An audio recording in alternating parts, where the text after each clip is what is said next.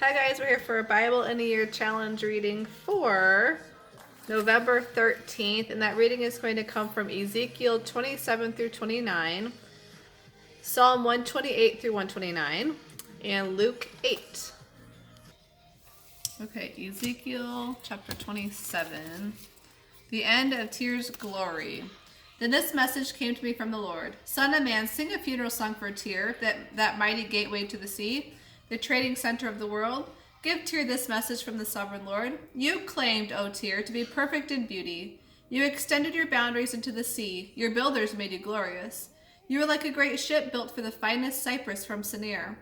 They took a cedar from Lebanon to make a mast for you. They carved oars for you from the oaks of Bashan. They made your deck of pine wood and brought from the southern coast of Cyprus. Then they inlaid it with ivory.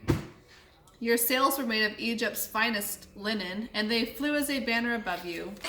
You stood beneath blue and purple awnings, made bright with dyes from the coast of Elisha. Your oarsmen came from Sidon and Arvad. Your helmsmen were skilled men from Tyre itself. Wise old craftsmen from Gabal did all the caulking. Ships came with goods from every land to barter for your trade. Men from distant Persia, Lydia, and Libya served in your great army. They hung their shields and helmets on your walls, giving you great honor. Men from Arvad and from Helek stood on your walls as sentinels. Your towers were manned by men from Gamid. Their shields hung on your walls, perfecting your splendor. Tarshish was your agent, trading your wares in exchange for silver, iron, tin, and lead. Merchants from Greece, Tubal, and Meshech brought slaves and bronze dishes. From Togarmah came riding horses, chariot horses, and mules. All these things were exchanged for your manufactured goods. Merchants came to you from Dedan. Numerous coastlands were your captive markets. They brought payment in ivory, tusks, and ebony wood. Aram sent merchants to buy your wares. They traded turquoise, purple dyes, embroidery, fine linen, and jewelry of coral and rubies. Judah and Israel traded for your wares, offering wheat from Mimith, early figs, honey, oil, and balm. Damascus traded for your rich variety of goods, bringing wine from Helbon and white wool from Zahar. Greeks from Uzel came to trade for your merchandise. Wrought iron, cassia, and calamus were bartered for your wares. Dedan traded their expensive saddle blankets with you.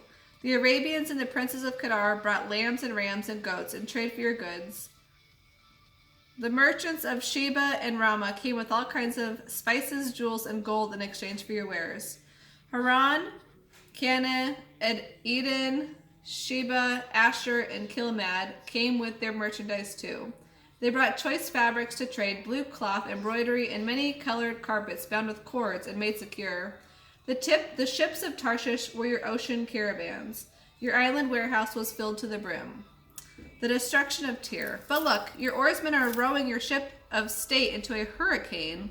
Your mighty vessel flounders in the heavy eastern gale. You are shipwrecked in the heart of the sea. Everything is lost, your riches and wares, your sailors and helmsmen, your shipbuilders, merchants, and warriors. On that day of vast ruin, everyone on board sinks into the depths of the sea. Your cities by the sea tremble as your helmsmen cry out in terror. All the oarsmen abandon their ships. The sailors and helmsmen come to stand on the shore. They weep bitterly as they throw dust on their heads and roll in ashes. They shave their heads in grief because of you and dress themselves in sackcloth. They weep for you with bitter anguish and deep mourning. As they wail and mourn, they sing this sad funeral song.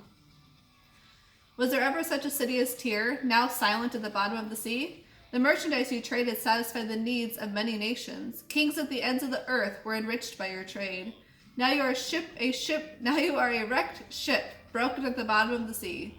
All your merchandise and your crew have passed away with you. All who live along the coastland are appalled at your terrible fate. Their kings are filled with horror and look on with twisted faces. The merchants of the nations shake their heads at the sight of you, for you have come to a horrible end and will be no more. Chapter 28, a message for Tyr's king. Then this message came to me from the Lord. Son of man, give the prince of Tyr this message from the sovereign Lord. In your great pride, you claim, I am a god, I sit on a divine throne in the heart of the sea. But you are only a man, and not a god, though you boast that you are like a god. You regard yourself as wiser than Daniel, and think no secret is hidden from you. With your wisdom and understanding, you have amassed great wealth, gold and silver for your treasuries.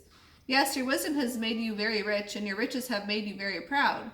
Therefore, this is what the sovereign Lord says. Because you think you are as wise as a god, I will bring against you an enemy army, the terror of the nations. They will suddenly draw their swords against your marvelous wisdom and defile your splendor. They will bring you down to the pit, and you will die there on your island home in the heart of the sea, pierced with many wounds. Will you then boast, I am a god, to those who kill you? To them you will be no god, but merely a man. You will die like an outcast at the hands of foreigners. I, the sovereign Lord, have spoken. Then this further message came to me from the Lord. Son of man, weep for the king of Tyre. Give him the message from the sovereign Lord. You were the perfection of wisdom and beauty. You were in Eden, the garden of God. Your clothing was adorned with every precious stone: red carnelian, chrysolite, white moonstone, beryl, onyx, jasper, sapphire, turquoise, and emerald, all beautifully crafted for you and set in the finest gold. They were given to you on the day you were created. I ordained and anointed you as the mighty angelic guardian. You had access to the holy mountain of God and walked among the stones of fire. You were blameless in all you did from the day you were created until the day evil was found in you. Your great wealth filled you with violence, and you sinned. So I banished you from the mountain of God. I expelled you, O mighty guardian, from your place among the stones of fire. Your heart was filled with pride because of all your beauty. You corrupted your wisdom for the sake of your splendor. So I threw you to the earth and exposed you to the curious gaze of kings. You defiled your sanctuaries with your many sins and your dishonest trade. So I brought fire from within you, and it consumed you. I let it burn you to ashes on the ground in the sight of all who were watching. All who knew you are appalled at your fate. You have come to a terrible end, and you are no more. A message for Sidon. Then another message came to me from the Lord. Son of man, look toward the city of Sidon and prophesy against it. Give the people of Sidon this message from the sovereign Lord. I am your enemy, O Sidon, and I will reveal my glory by what happens to you. When I bring judgment against you and reveal my holiness among you, everyone watching will know that I am the Lord. I will send a plague against you, and blood will be spilled in your streets. The attack will come from every direction, and your people will lie slaughtered within your walls. Then everyone will know that I am the Lord. No longer will Israel's scornful neighbors prick and tear at her like thorns and briars, for then they will know that I am the sovereign Lord. Restoration for Israel. This is what the sovereign Lord says. The people of Israel will again live in their own land, the land that I gave my servant Jacob. For I will gather them from the distant lands where I have scattered them. I will reveal to the nations of the world my holiness among my people. They will live safely in Israel and build their homes and plant their vineyards. And when I punish the neighboring nations that treated them with contempt, they will know that I am the Lord their God. In chapter 29, a message for Egypt.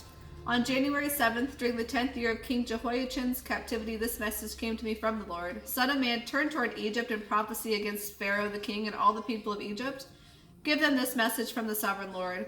I am your enemy, O Pharaoh, king of Egypt, you great monster, lurking in the streams of the Nile.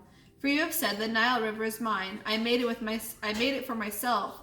I will put hooks in your jaws and drag you out on the land with fish sticking to your scales. I will leave you and all your fish stranded in the desert to die. You will lie unburied on the open ground, for I have given you as food to the wild animals and birds. All the people of Egypt will discover that I am the Lord, for you collapsed like a reed when Israel looked to you for help. Israel leaned on you, but like a cracked staff you splintered and stabbed her in the armpit. When she put her weight on you, you gave way, and her back was thrown out of joint.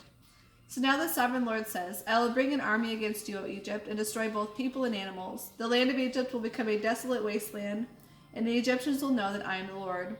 Because you said, the Nile River is mine, I made it. I am now the enemy of both you and your river. I will utterly destroy the land of Egypt from Migdol to Aswan, as far south as the border of Ethiopia.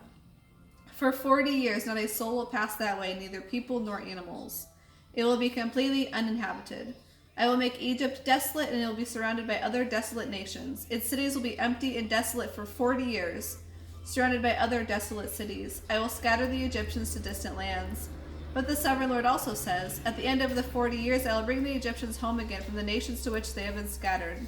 I will restore the prosperity of Egypt and bring its people back to the land of Pathros in southern Egypt from which they came. But Egypt will remain an unimportant minor kingdom. It will be the lowliest of all the nations, never again great enough to rise above its neighbors. Then Israel will no longer be tempted to trust in Egypt for help. Egypt's shattered condition will remind Israel of how sinful she was to trust Egypt in earlier days. Then Israel will know that I alone am the sovereign Lord. Nebuchadnezzar to conquer Egypt. On April 26, during the 27th year of King Jehoiakim's captivity, this message came to me from the Lord. Son of man, the army of King Nebuchadnezzar of Babylon fought so hard against Tyre that the warriors' heads were rubbed bare, and their shoulders were raw and blistered. Yet Nebuchadnezzar and his army won no plunder to compensate them for all their work. Therefore, this is what the sovereign Lord says. I will give the land of Egypt to Nebuchadnezzar, king of Babylon. He will carry off their wealth, plundering everything they have to pay his army. Yes, I have given him the land of Egypt as a reward for his work, says the sovereign Lord, because he was working for me when he destroyed Tyre. And the day will come when I will cause the ancient glory of Israel to revive, and then at last your words will be respected. Then they will know that I am the Lord. Psalm 128. A song for the ascent to Jerusalem. How happy are those who fear the Lord, all who follow his ways. You will enjoy the fruit of your labor. How happy you will be, how rich your life. Your wife will be like a faithful vine, flourishing within your home. And look at all those children. There they sit around your table, as vigorous and healthy as young olive trees. That is the Lord's reward for those who fear him. May the Lord continually bless you from Zion. May you see Jerusalem prosper as long as you live. May you live to enjoy your grandchildren, and may Israel have quietness and peace. Psalm 129. From my earliest youth my enemies have persecuted me. Let Israel now say, from my earliest youth my enemies have persecuted me, but they have never been able to finish me off. My back is covered with cuts, as if a farmer had plowed long furrows, but the Lord is good. He has cut the cords used by the ungodly to bind me.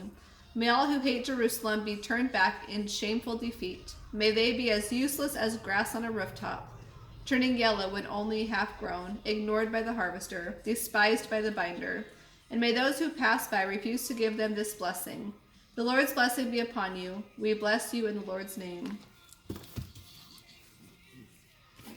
In Luke chapter 8.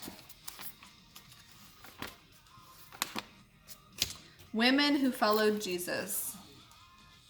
Not long afterward, Jesus began a tour of the nearby cities and villages to announce the good news concerning the kingdom of God. He took his 12 disciples with him, along with some women he had healed and from whom he had cast out evil spirits. Among them were Mary Magdalene, from whom he had cast out 7 demons, Joanna, the wife of Chuza, Herod's business manager, Susanna, and many others who were contributing from their own resources to support Jesus and his disciples. Story of the farmer scattering seed. One day, Jesus told this story to a large crowd that had gathered from many towns to hear him. A farmer went out to plant some seed. As he scattered it across the field, some seed fell on a footpath where it was stepped on, and the birds came and ate it.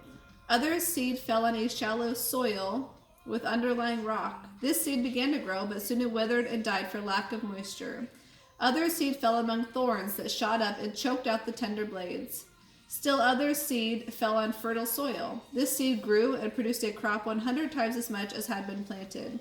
When he had said this, he called out, "Anyone who is willing to hear should listen and understand."